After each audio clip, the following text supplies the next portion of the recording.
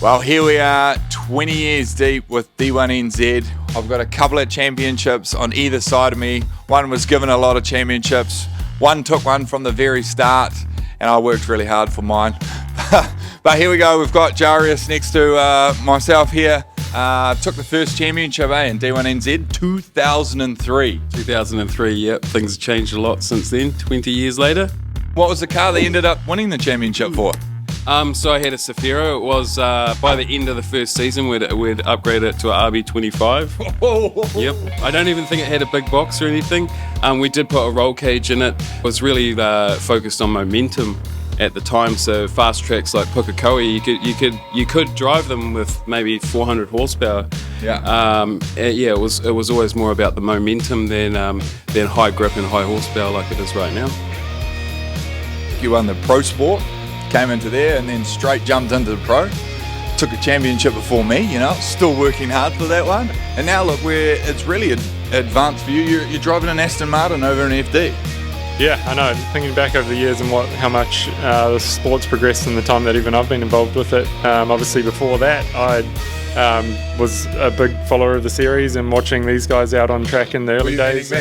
Well, you were starting to come into it, maybe. I did notice a red R34 at Pukekohe one day.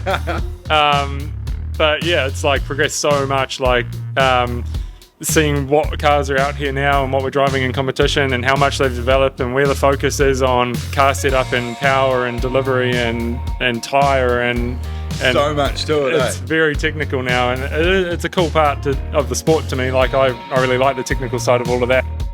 And it's grown so much from those 20 years. Even Fanger, he's one of the boys that's been around like yourself since day dot, but still driving. That's why he can't be here right now. He's actually in the car competing, but we're all sort of washed up, so that's why we're up here talking and having a bit of fun. But you think of the cars, even yourself has gone through like from the start, like R32? Yeah, 34. The 35 was something that we just like, it was a bit of a joke to begin with. I said I've done a 32, I've done a 34, and then Harry from Dodson's was like, oh, well, I guess the next thing's a 35. Was he your bank manager then, though? No, and it's a good idea to him. But obviously, once we had the chassis, then it's like all the components that go into the car are very much the same as what we would have put into anything else. So he was a big part of making that a reality. And like all seeing it develop and come together and how much we've progressed that car has been fun. And now what you're in? Yeah, I know. And then we've had an even crazier idea of building this Aston in the States, and that was kind of a big brainstorming session on how crazy we can make that. And I said if we're going to do something like an Aston that's never been done, then we've got to put an engine in it that's going to sound insane and like really match the chassis and what we're building, doing something different.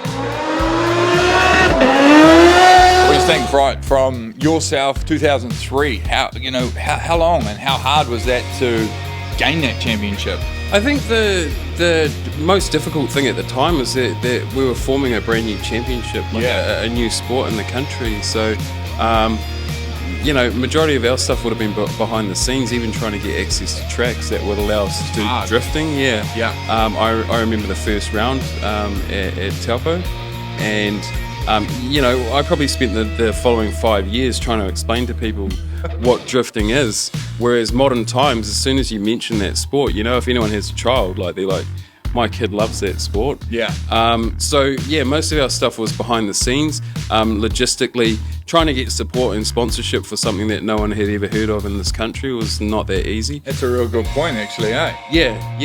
But still admitting, what I'm seeing out there at the moment and globally, the efforts that it does take to get a championship, it's not easy at all. It took me 7 years to get my first championship. Just keep coming. You're just a person that turns up. You get a fifth, and you might get a third, and you jump and get a second. But when you got the passion, I guess, for the sport, you just keep going. I remember I lived in a workshop where my cars are down the bottom just so I could work on them after work, try and get them prepped before the next round. There's so much behind the scenes that, especially now, for these guys to actually try and win a championship.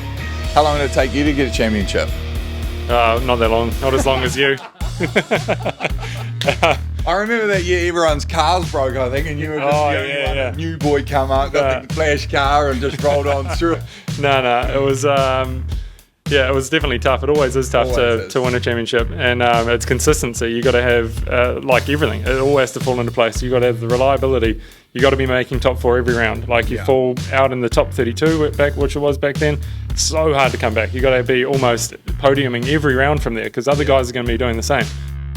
I haven't been in New Zealand to see any drifting for a while, and it's so good to see the level of passion still here. Yeah. You know, I have been to countries that you would really think are still thriving, and they're kind of falling off, you know, so it's nice to come home and see just how many competitors are in the pits. And, you know, even in the briefings, everyone's quite excited.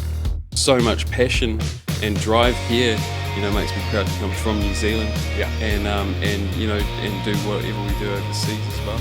Oh, good luck for it. Cheers, It's thank you. Awesome thing to still be obviously doing it. Yeah. I'm definitely not. I'm well washed up and just parked up on a seat now. Just get to watch these guys out there having a bit of fun. A whole lot less stress when you can just sit back and watch some drifting. It's Get a lot of pointers. You're doing this wrong. If I was doing it, watch out. Yeah, it's teach people. Definitely. It's something even for me this weekend, helping out with Taylor and Mitch and a few other guys in the pits. It's like been pretty full on yesterday with trying to sort of spread myself between 10 cars, but it's watching what everyone's going through on track. I'm kind of glad I'm not like got that pressure on me on top of everything else. So definitely, especially when they put it into the wall, you're like, that's going to be a late night. Yeah, definitely. Definitely. It's still really cool to be involved, and like obviously we want to stay involved in the sport and keep progressing it for everyone coming through. Oh, good stuff. Well, awesome guys for coming in and catching up. It has been a long time, so yeah, from there.